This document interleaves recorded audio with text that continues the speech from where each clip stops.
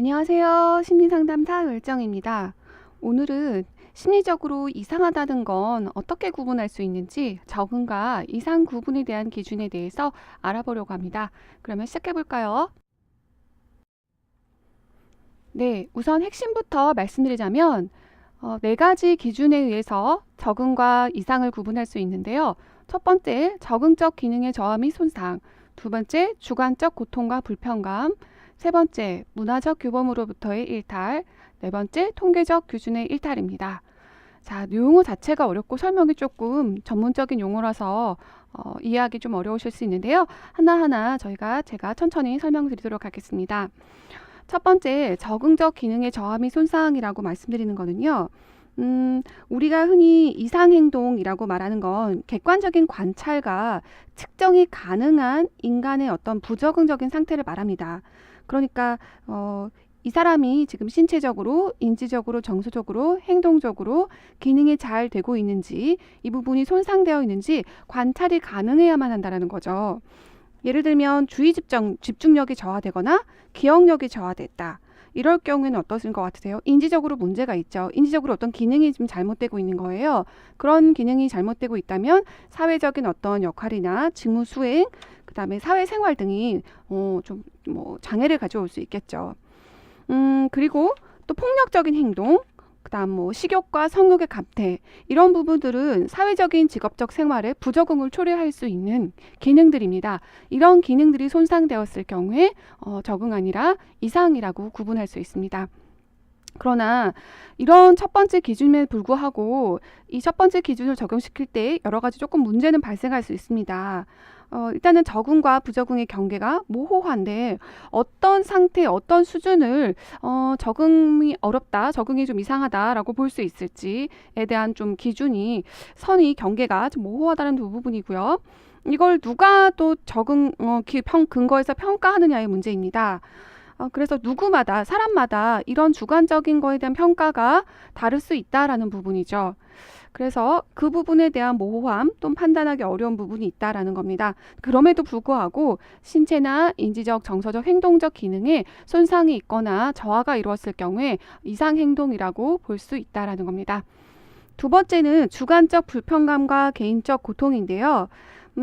주관적 고통은 부적응하고 상당히 밀접한 관계가 있습니다.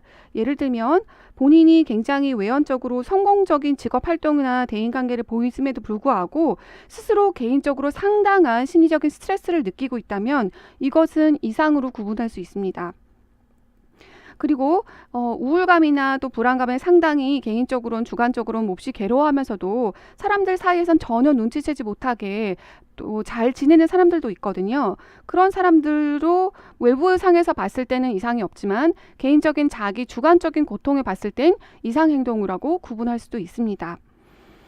그렇지만 이런 그 주관적인 고통에 대한 기준을 생각할 때도 좀 주의할 점이 있습니다. 예를 들자면 사랑하는 사람과 사별을 하거나 이혼을 하거나 이별을 하거나 했을 때 이러한 이별을 겪었을 때 심리적인 고통을 느끼는 건 이거는 정말로 정상적인 상태입니다. 그래서 주관적인 고통이 있다라고 해서 그걸 모두 다 이상하다, 이상행동이다라고 구분할 수는 없다라는 점. 그리고 어느 정도로 이게 심하게 고통을 본인이 느껴야 이것을 이상행동이라고 구분할 수 있을지에 대한 부분도 모호하기도 합니다.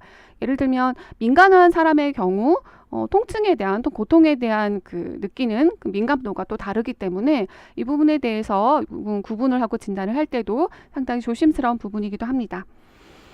네, 세 번째 문화적 규범의 일탈인데요. 모든 사람들은 다 그 사회에 속한 사람들이 따라야 되는 어떤 사회적인 규범들이 있습니다. 부모 자녀 관계에서 또는 친구 관계에서 이성 관계, 학교 생활 또는 직장 생활에서 자신의 역할에 따라서 행동해야 되는 어떤 행동 규범들이 존재한다는 겁니다. 그런데 그런 규범에 잘 따르는 것이 중요한데 이것이 중요한 이유는 사회적인 적응, 사회적으로 잘 어우러져 살아가기 위해서는 그런 규범을 따라야 된다는 것이 필요한 거죠.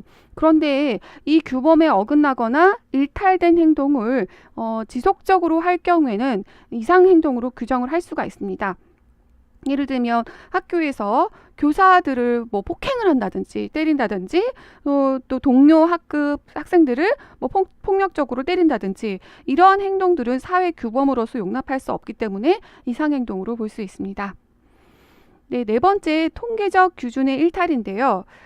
통계 기준의 어떤 그래프를 보시면 정상 분포라는 그림이 있습니다. 그 정상 분포에서 평균 값에 해당되는 부분은 많은 사람들, 대다수의 사람들이 그런 어떤 행동들을 한다라고 하는 통계적인 속성을 보일 수 있습니다. 그런데 이런 평균으로부터 멀리 떨어지면 떨어질수록 비정상적으로 보는 것이 통계적 기준입니다.